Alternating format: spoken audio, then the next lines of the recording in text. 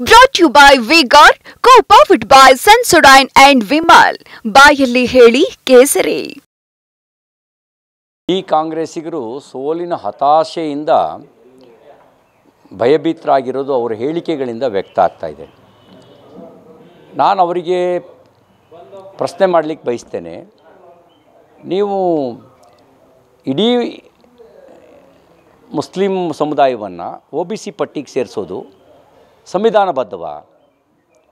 Doctor BR Ambedkar ಅವರು ಸಂವಿಧಾನ ರಚನೆ ಮಾಡಿದ ಸಂದರ್ಭದಲ್ಲಿ ಮೀಸಲಾತಿಯ ಪ್ರಶ್ನೆ ಬಂದಾಗ ಮತೀಯ ಆಧಾರಿತ ಮೀಸಲಾತಿಯನ್ನು ಅವರು ವಿರೋಧಿಸಿದ್ದು ಮತ್ತು ಮತೀಯ ಆಧಾರಿತ ಮೀಸಲಾತಿ ರಾಷ್ಟ್ರಹಿತಕ್ಕೆ ಘಾತಕ ಅಂತಕ್ಕಂಥ ವಿಚಾರವನ್ನು ಚರ್ಚಿಸಿದ್ದು, ಆ ಕಾರಣಕ್ಕೆ ಮತೀಯ ಆಧಾರಿತ ಮೀಸಲಾತಿ ಕೊಡೋದನ್ನು ನಿರಾಕರಿಸಿದ್ದು ನಿಮಗೆ ನೆನಪಿಗಿಲ್ವೇ?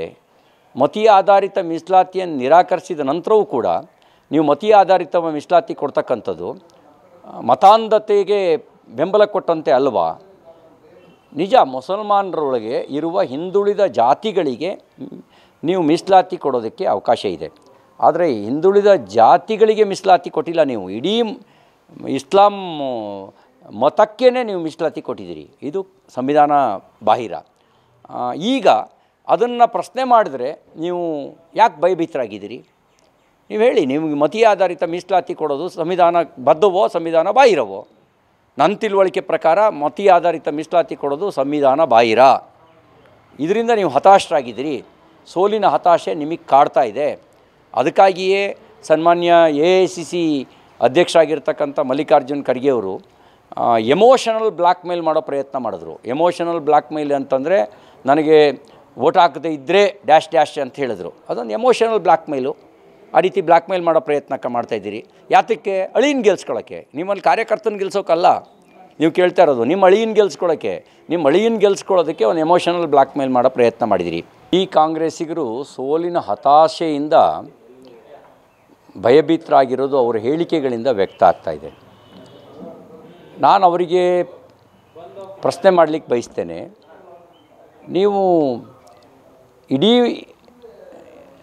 ಮುಸ್ಲಿಂ ಸಮುದಾಯವನ್ನು OBC ಪಟ್ಟಿಗೆ ಸೇರಿಸೋದು ಸಂವಿಧಾನಬದ್ಧವ?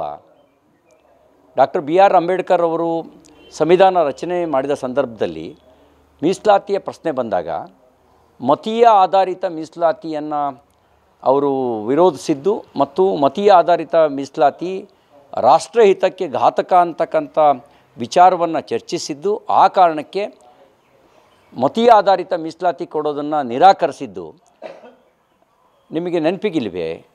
ಮತೀಯ ಆಧಾರಿತ ಮೀಸಲಾತಿಯನ್ನು ನಿರಾಕರಿಸಿದ ನಂತರವೂ ಕೂಡ ನೀವು ಮತೀಯ ಆಧಾರಿತ ಮೀಸಲಾತಿ ಕೊಡ್ತಕ್ಕಂಥದ್ದು ಮತಾಂಧತೆಗೆ ಬೆಂಬಲ ಕೊಟ್ಟಂತೆ ಅಲ್ವಾ?